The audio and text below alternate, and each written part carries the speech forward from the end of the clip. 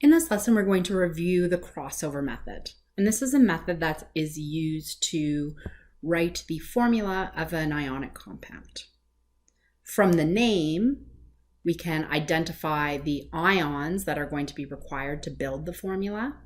And then we're going to do the crossover method in order to help us to ensure that the formula consists of a net charge of 0. So what I mean by that is when we look at an ionic compound, we have positive ions and we have negative ions. But the overall charge of the entire compound needs to be 0. And the crossover method is going to help us to achieve that. The other thing to remember when we're building ionic formulas is that the formula is always reported with the simplest ratio of the cation and the anion.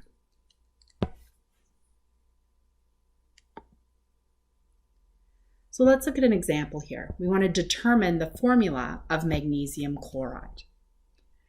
We already have the skill of recording the ions. So what I've done is I've recorded the ion for magnesium, Mg2+, and I've recorded the ion for chlorine, Cl-.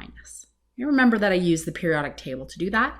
If you're not quite sure how to do that, make sure you watch the previous video. So my magnesium charge is 2+, and my chlorine charge of this anion is -1. Now, in order to have a net charge of 0, I'm going to need another chlorine ion. So I'm going to need 2 of my chlorine ions in order to make my net charge 0. So when I write my formula, I want magnesium, I want 1 of them, and chlorine ions, I want 2 of them. Now for this simple example, I can use the charges on the ions and some simple math in order to help me to decide how many of each type of ion I'm going to need. But what we can see as well is what is called the crossover method can help us. When you do the crossover method, what you're going to do is take the magnitude of the charge and you're going to cross it over. So the 2 from the 2+ becomes the 2 for the number of chlorine ions I need. And the 1 from the 1- becomes the 1 for the number of magnesium ions that I need.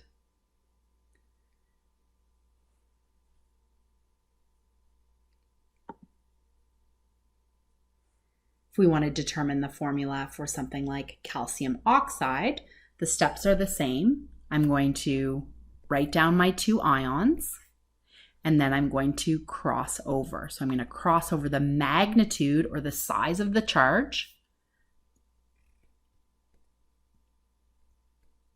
And I'm left with Ca2O2. And then as we know with ionic compounds, we always show the simplest ratio, which is why I've reduced it to CaO. I'm just going to do one other example here. If I want to do aluminum oxide, aluminum is 3+ and oxygen is 2-. So if we think about what I need to do here, if I'm going to do the crossover method, I need to bring the 3 down and the 2 down. So I'm going to require 2 aluminum ions and 3 oxygen ions. And if I check my work to see if that makes sense, if I have 2 aluminum 3+ and 3 oxygen ions, I can see that I have a total positive charge of 6 and a total negative charge of 6, which gives me my net charge of 0.